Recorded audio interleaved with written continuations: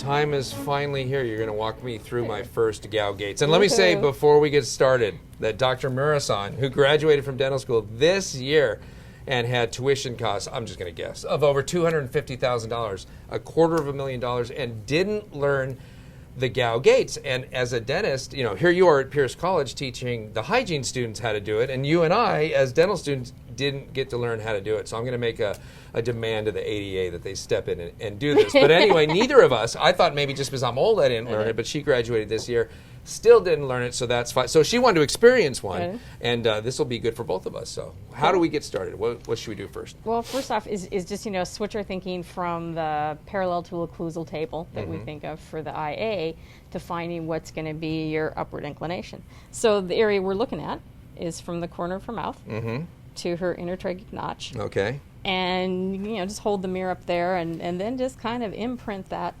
angle there. And this is different on everybody? Are there people where it's markedly different?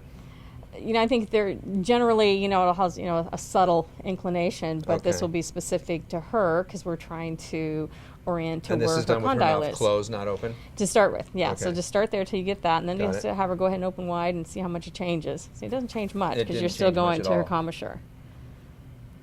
Okay. So one of the things I find really helpful is when I'm palpating, is I'll actually put my finger right there, the intertracheal notch, and then as I pull back, then I'm kind of lining my finger up and giving myself, you know, that orientation. Oh yeah. You're actually kind of seeing that for yourself now with the angulation of your finger. You know, because otherwise, you know, I'm used to lining up this, so my brain's going to take me here for my standard IA, but I want my brain to go with me up here. No, I used to actually seem to recall that people actually put their finger in the patient's ear to do it. Is that not really necessary? Or? I'm sure it's not comfortable.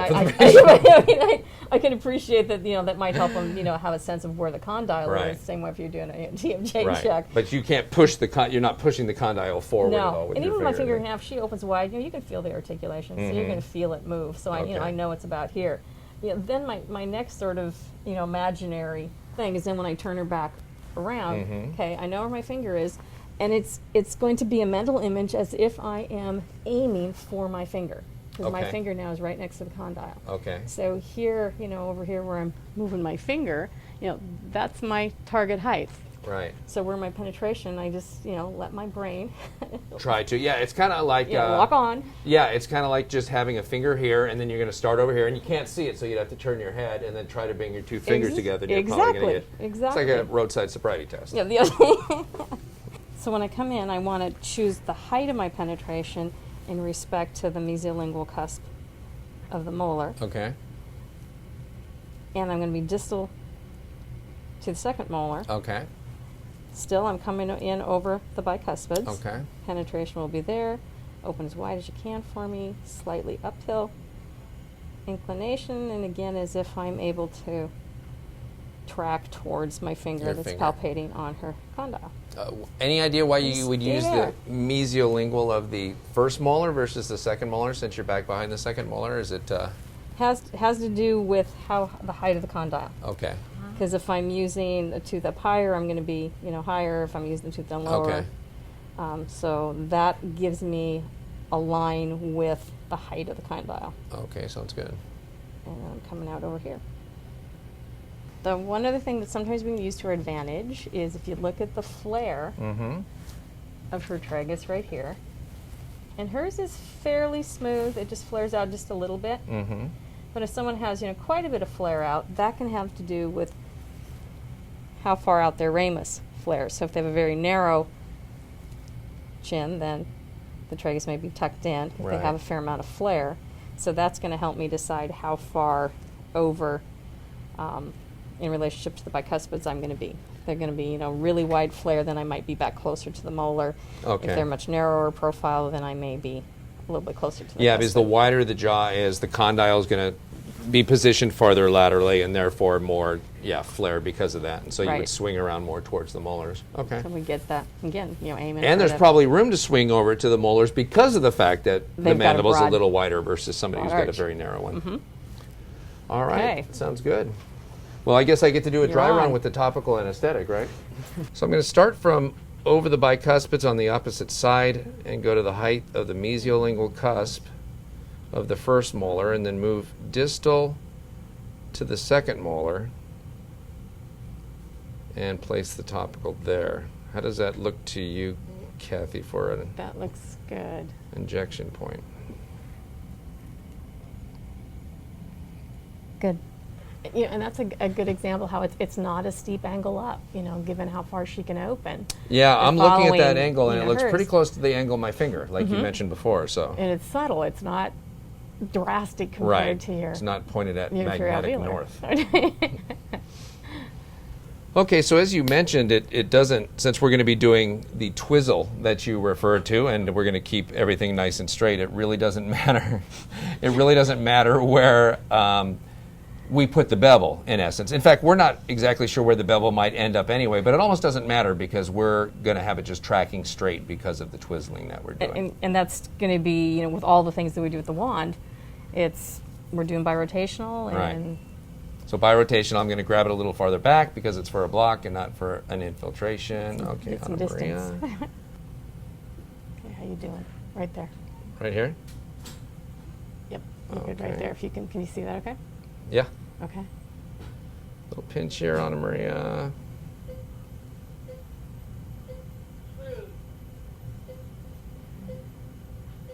And then just go ahead and start your twizzle whenever you're ready. And just keep your focus on, where that location is near the condyle. So typically on a Gow-Gates like this, how much of the carpal cath will you take getting back there to your target site? You've got about 8 seconds before this is going to automatically start into cruise. And I find that that's adequate to get there. And my guess is I'm anticipating you're going to have contact here shortly. Right there, I do. Okay. See, and that's about 3/4. Mm-hmm. It's traditional for an IA. And aspirate at this point, yeah. Correct. And from here, things that are that's similar. positive there, so you want me to come Okay. back out and, Let's do. okay. How far? Right about here, maybe? Do you feel you can clear that? Yeah, what direction would you like me to clear it in? Just go ahead and do a second aspiration and see if we've got anything. Well, I'm going to have to... Okay, that looks clear. Okay. Go ahead and go back to site. With Yeah, go ahead and just anesthetic? twizzle. Yeah, go ahead and advance again. And then aspirate again at your site. And if we're clear on that one, we'll continue. Yeah, we That are. looks good. Okay. And that's one of the nice things, from this view, you can't see it, but you're clear right from the attachment through the entire thing. So if you have, any positive aspiration, it's really easy to pick up on the wand. Well, I'm really happy I got a positive aspiration on my first one. Fun. A, with you here, and B, just to see how to, just a little nice refresher on how to handle it while you're there. And so typically then for a Gow-Gates, once we're in here and expressing it at the normal speed, will you do the rest of the carpal We here? do a full cartridge. Okay. Mhm. And then that's it, just that one cartridge, and then stay open for And 2 like minutes. the conversation we had this morning, because that the soft tissue space in there will accommodate more. Many people will just choose to do 2 cartridges, which is super, because we would just do our switch out. You'd hold your position, we'd reload at the base of the STA unit, and then go ahead and deliver the second cartridge. At this point, with me back all the way, would you ever take your thumb and put it on the occlusal table to kind of remind the patient to open a little bit at this point? You sure can. But you sure can. I feel like if I'm in contact like I am now, that with her, that she must be open enough if I'm contacting the bone. Is that correct to think that way, or not necessarily? Because I feel like I'm against that part of the As long as it's not changing your needle depth. If she started to close, you Oh, actually okay, started got to it, see got the it. needle sink Okay. away from you, then you'd really tell that the condyle is pulling away. But that's not a bad technique to just gently remind them. I also have to say that this is literally the first time I've ever used a 25 gauge. We were taught all 27 gauges in school, and so that's what I always used. I really like how it felt, and I really like what the contact felt like. We talked about in the interview that little kiss, and that's kind of what it felt like. Whereas with a 30 gauge, I could see how it might not feel so definite. Like I just feels like I have a definite tactile feel because of the larger gauge. Yeah, in our experiences, patients really aren't able to tell the difference between the needle gauges. And if it's just psychological for us, right, in being able to maintain some control in those denser tissues, there's some reasonable logic to that. Mm-hmm. Yeah, I've seen those studies too where they can't tell the difference between a 25 and a 27. So why would we do it for us if we can give more effective ones? All the patient cares about is being properly anesthetized, so. And it's our own psychology. Do you ever speed up at all on these injections, or are you very patient with these? Or maybe if you saw a patient starting to close and having trouble staying open? I tend to stay with the normal rate on these. I know that there's a turbo, but it's like, if you think about injection hydraulics, and the smaller the gauge of the needle, the higher the pressure will be at the needle tip. The faster you expel, the greater the pressure. So if you just think about your garden hose, putting your finger over it and creating a spray when you're washing your car. Right. We speed up, we use smaller gauges, and we're putting out a lot of pressure right at that needle tip. And the whole mechanism of paresthesia, they don't know. Right. It's a combination of things, and certainly the injection hydraulics has been discussed and looked at and can be part of that whole mechanism. So I think if we can control any of those factors, why wouldn't we? Right. All right, there we go. That Jamaican drum tells you that we're done. Guess that you don't need to buy rotational on the way out, but it was fun to do. Fun to practice it again. Wow, now if you would, I remember from you telling me this morning that we want the patient open for 2 minutes, so Anna Maria, I'm going to make it easy for you. There you go, just relax against that. Oh, perfect. And I will start the clock for 2 minutes, and we'll see if we have any anesthesia by the time that 2 minutes comes around. All right, it's been 2 minutes. I'm going to go ahead and remove that. You can go ahead and close, Anna Maria. Actually, it's been a little more than 2 minutes. Let me ask you, and I want you to be perfectly honest unless it's an answer I don't want to hear. Are you starting to get... Upper and lower. Upper and lower. Mm-hmm. Kathy, what does that mean? Was I in the wrong spot? If she's upper, remember that the maxillary branch of the trigeminal nerve is going anterior about the same point that the mandibular branch is dropping down. So when we're at that height, we can definitely get collateral anesthesia. People will often have their auriculotemporal nerve also anesthetized, so not at all uncommon to have the ear feel some numbness too. All right, thank you. That was awesome. So this is the AMSA. I honestly hadn't heard of this injection back in dental school. I didn't hear of it until actually I started using the Wand STA, and I heard people talking about it because for aesthetic dentistry, you could actually get from, say, second bite to second bite and the facial and palatal tissue all anesthetized. And instead of doing 10 infiltrations, you can go on both sides and do an AMSA and get the same type of anesthesia. And so 2 injections instead of 10, that sounds like a great idea to me. It just seemed counterintuitive to do it here on the palate for facial anesthesia. So I'm glad you're here to do this for the first time with me. So per your instructions, we're looking for where the curvature meets the flatter aspect of the palate right across, right in between, say, the 2 bicuspids, so right in here. And you mentioned pushing around. Yeah, just gently walk until you find the little thickest pad of tissue in that area. Mm-hmm. And that'll allow us to completely, cover the bevel adequately and actually have enough tissue to take up the anesthetic. Yeah, it's right in there where and we're kind of using the little more traditional approach, and we're going to go ahead and do the topical, and then we're going to follow it with some pressure on the site, which is a real common approach for the palate. So is that when you say the more we're doing this instead of the more typical one? What is the more typical one? Just I'd say this is the more typical combination here versus the no topical approach that you can do with the wand. With just pressure instead? Actually, the pre-puncture technique would have you hover the bevel right at the tissue, and you actually use the cotton, sterile cotton swab to compress the lumen or the bevel right at the tissue, and get that first drop to enter right on the tissue. So rather than having a topical proceed, you actually are depositing the drug itself from the very initial penetration through the tissue. Oh, got it. Okay. Kind of takes using 2 hands together. Some people are comfortable with that. Others aren't. Yeah, and I guess it saves a little time. It cuts out this 60 seconds that we have here, but... All right. That's our minute.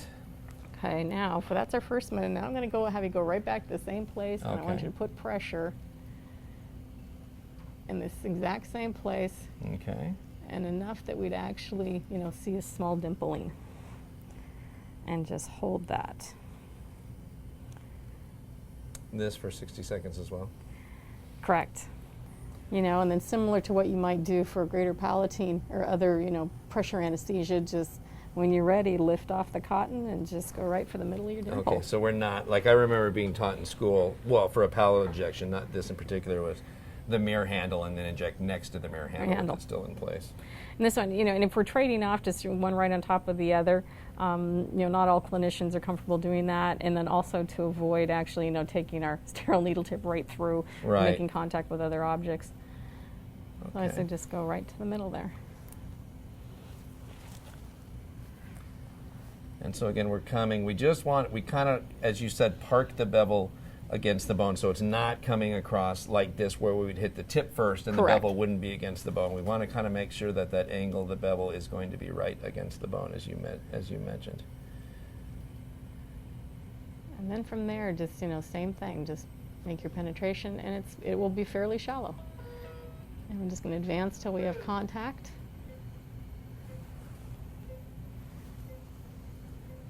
And then for this one, we have our base unit set on the STA setting. Okay. And we may or may not hear the same signals we get from the dynamic pressure sensing indicators. We've got dense tissue. That same pressure can build up, but it's not necessarily a component of this injection. Another cotton tip applicator I can borrow real quick. Just to...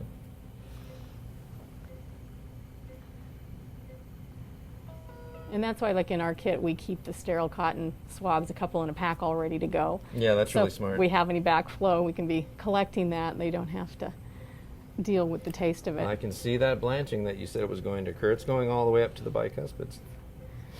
Now, through the course of this injection, we are going to see that pattern, extend oftentimes right to the midline and back, approximating the mesial lingual of the first molar. Everybody's going to be a little different. If your blanching pattern didn't go in both anterior and posterior direction, then you could choose another site and just step a little more distal if it was now, this not seems flowing like, distally.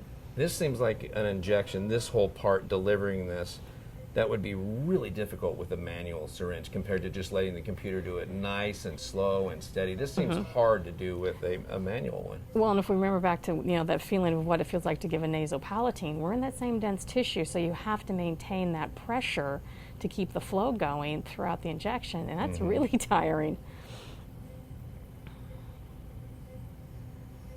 And one of the other things, I've always find it interesting, the same thing with the greater palatine. You can see the pinking right around your penetration site.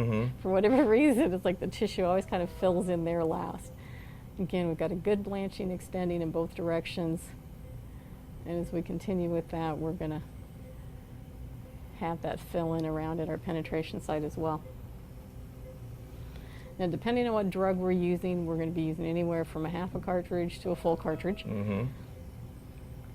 And you base it less on how much has gone from the cartridge versus the blanching pattern. Correct. The blanching pattern basically tells you when you're done here. Yeah, and anytime you start seeing it actually dripping back out your penetration site, the tissue's just not accommodating anymore.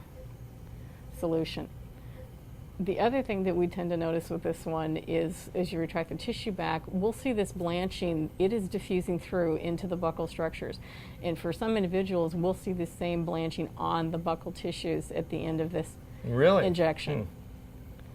And then, that's a phenomenon where we're getting lingual gingiva, we're getting pulpal structures, and we're getting facial gingiva without getting any labial anesthesia. Which, if I've got my terminology right, allows you to see your zenith line. Wow. Nice pull. Ooh. It's a state board question. You're right. I see it up to the second molar now. At this point, sometimes the patients will just have, an experience of sort of, just a pressure sensation. And when we're done, it's kind of like when you get peanut butter stuck to your palate, that the thickening feeling up there. So do they start doing that? They'll kind of, like they'll kind of start rubbing their tongue up there. No offense, of course. It just feels fat.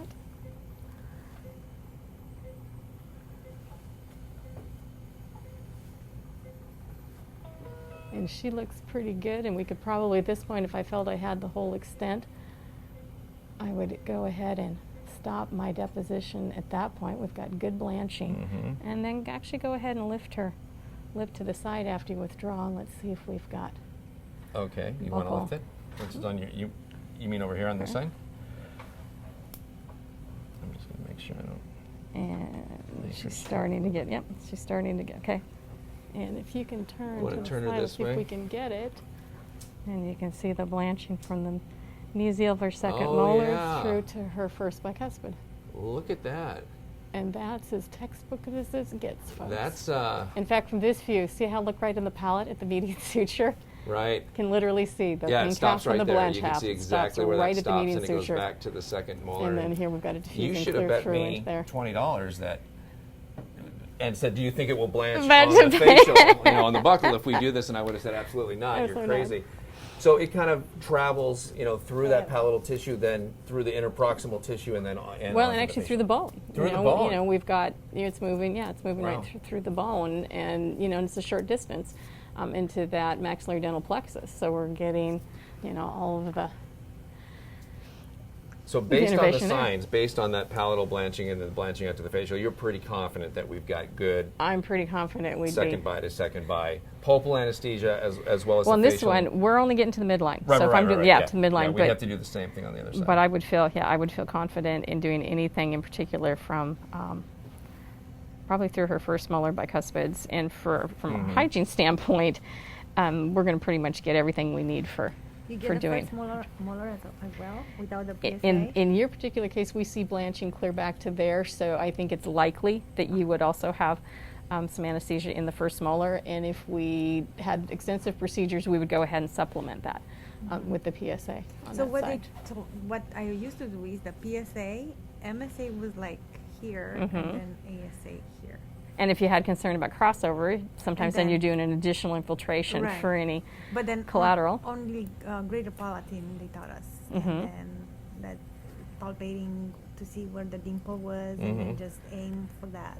And with the greater palatine, it's not going to get any of the lingual Yeah. tissues in the anterior. And I'm sure if you rub your tongue up there, you can probably feel it. Well, considering that's the first time I've done that injection, Kathy, that unlike the Gow-Gates, there's not that feeling of I'm not sure where I am. You always know where you are, during this, and you just kind of watch the progression of the blanching. And even though, I think a lot of dentists are hesitate, including myself, to do a palatal injection if it's not necessary. When I compare that to going around and doing infiltrations on all the teeth, oh my gosh! I mean, that was, even though it's a palatal injection, so much more pleasant for the patient just to have 2 injections rather than have 10, and that whole bulk of anesthetic with it as well, versus barely under 2 carpules. Well, in the time that's taken here is just for it to accommodate the solution, where in the other technique, you're correct. You're making an additional micro trauma, if you will, with each one of those penetrations. Overall, probably take you the same amount of time. Oh, I don't know. I think it would take longer for the other one. I think this is faster and probably better. I'm sold on this too. You're changing the way I do local anesthesia, and that's good. I was looking forward to that. Yay.